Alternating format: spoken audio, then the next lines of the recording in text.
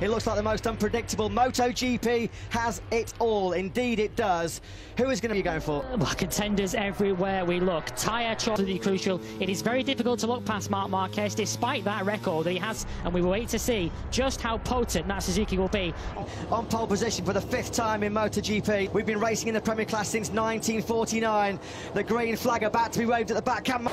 It's lights out and lift off for MotoGP in 2022 in Qatar. Not a bad start for the poleman Jorge Martin, although it's the Hondas who lead. From Brad Binder, who's up into 3rd place. He's trying to go right around the outside of Marc Marquez. The two gained at least 4 places, and he's got both factory Ducatis and the poleman behind him. Pol Espargaro leading on a 15th place. As Lewis said, the two factory Ducatis just completely missed the start. Already getting aggressive, keeping his tyres in good order. Do not discount Joan Mir. Was that Martin trying to recover the lost ground? Ticket for the Repsol Honda team. Pol Espargaro leading as Fabio Quartararo makes progress. This is just the first lap that Quartararo needed, up to P7 from 11th on the grid. Yeah, already getting wheel spin on that medium. Might be easily picked off. The Yamaha's been about anything between 10 and 12k slower. Brilliant by the Quartararo. He's got underneath the Yamaha man in the final corner at turn 16. Leading from Marc Marquez. Is Marquez going to go through immediately? Up the inside of his teammate he goes. Pol Espargaro doesn't fight it too hard. Who would have expected Brad Binder? Pol Espargaro to take the lead back. Excellent first lap. Excellent start for Brad Binder.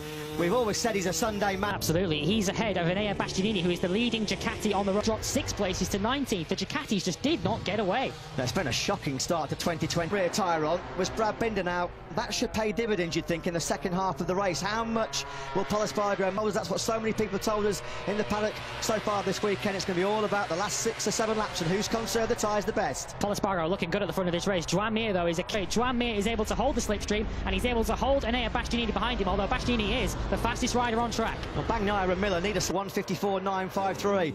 That's the best lap of the Grand Prix we've seen so far. Fair play to the Italian. It's the first few laps of the race to make his way through the pack. He's got all the Ducatis behind him. He's got Alex Rins just closing in. Rins is one of those who are expected to make progress through this race. Something on Sunday. He had a bit of a sprinkling of the old Valentino Rossi magic, didn't he? He's coming under pressure here, though. Good as he had. That was as much pace as he had to qualify 11th on the grid. And at the moment, he's finding this pace a little bit. 10th place on this lap. Here comes the Suzuki.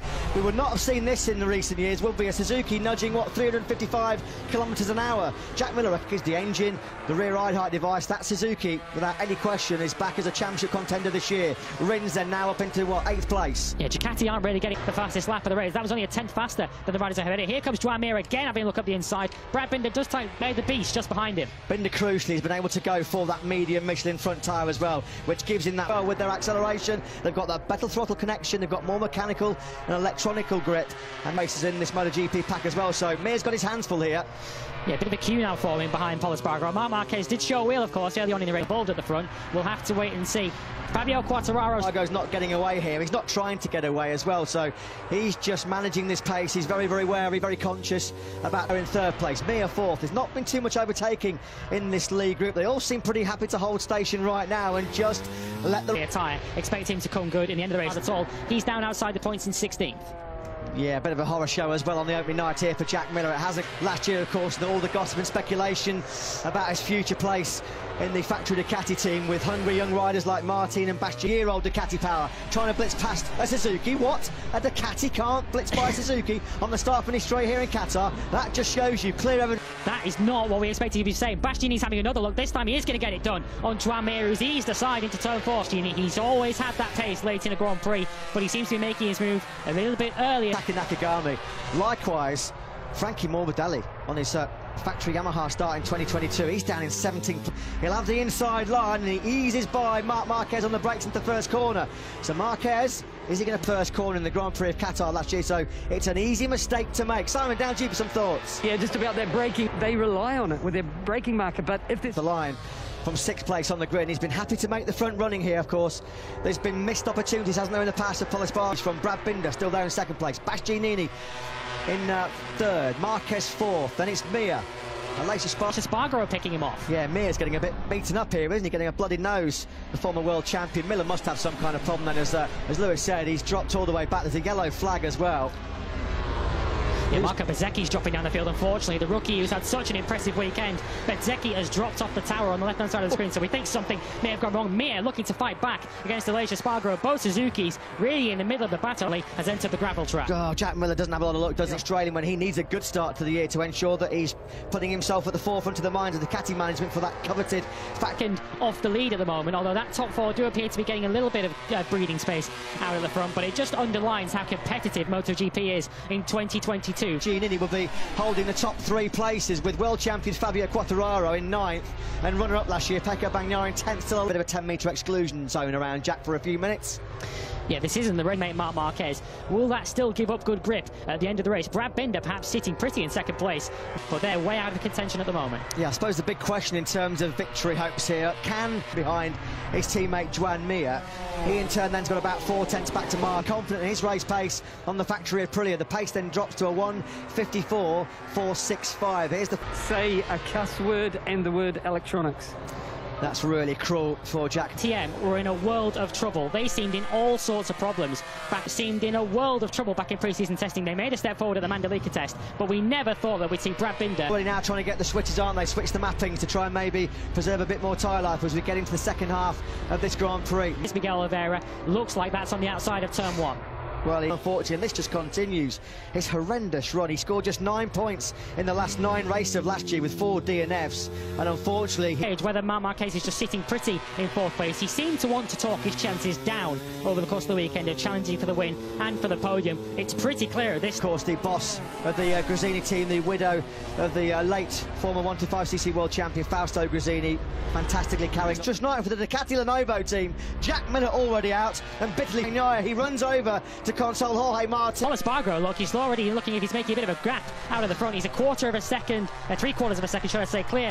Joyous. They took their first ever podium lockout in Valencia in their Grand Prix history since they arrived on the red bike so far this weekend. Now they're just still moving some of the debris, aren't they? That's why the yellow flags have still been acting so good, so strong at the front of this Grand Prix still. Let's quickly get a tech. Yeah, thanks for that, Simon. You just wonder now whether Bastianini, Marquez and Aleix Espargaro got to find a way through on Brad last year, but Bastianini sweeps on through. Beast mode engaged yet again. He knew he had to make that move. He could see Pol Espargaro just starting to put a bit of daylight at the... Can he now close the gap on Pol Espargaro, and crucially, can Marc Marquez quickly make the move? Bastianini wide, he's just going to hold it. Marc Marquez as well, so Enea Bastianini is still, of course, doing an amazing job as we come into the final sector on this lap 14. Yeah, much of that will be in the podium places at 2/3 distance in this Grand Prix is quite exceptional. You rode on board a moment ago with the world champion Fabio. Win. I think Pol Espargaro had it in him. They didn't think he had this resolve. They didn't think he had this speed, but here he is putting up a... Now in his 8/10 of a second, so Bastianini is starting to close in, but another rider with good late race pace. Espargaro, there's nothing wrong with the top speed of that factory of Aprilia as well. Can we see the Espargaro brothers soon to be fighting together for the podium? Only ever happened twice before MotoGP since Nobuatsu and Takuma Ryoki at Imola back in 90s. 5.5 to go. Binder at the moment looks like he is able to streak away from Marc Marquez. Here comes Aleix Espargaro up the inside, and he leaves an elbow on Marc Marquez. Giannini, we talked about it so many times last year. He was the master of tyre preservation. How many times did he come from so far back? He's just set the fastest lap of the fence. Pol Espargaro trying desperately to cling on here to what will be a famous victory. On course, though, for an emotional win will be the 2022 season, and we have 2 riders battling it out for their maiden Grand Prix victory in the class. Yeah, now he's going to try and use a bit of Ducati. Not through choice, of course. Is potentially on course to win the season-opening Grand Prix here in Qatar.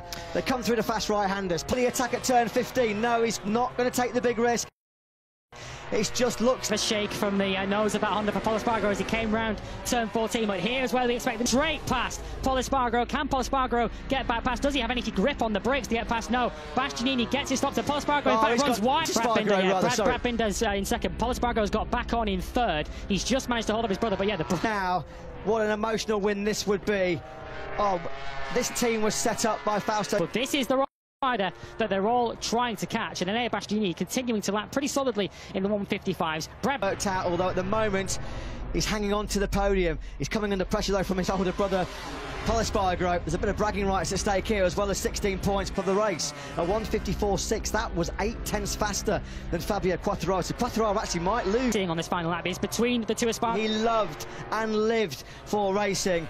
And there his Enea Bastianini has what, just over 5.3 kilometres to go between him. Lose this one. Brad Binder though, second place incoming for the first Grand Prix of the season for the factory kit. Enea Bastianini on the Gresini Racing Ducati, the year-old GP Ducati 21. He threatened this when he topped the top. Right the way down to the checkered flag, but only 2 more corners to go. Enea Bastianini just needs to keep it smooth. Reigns supreme in the Middle East. What an emotional victory for Enea. Espargaro does indeed hang on, for tears start flowing, and you can understand why. What an incredible former team.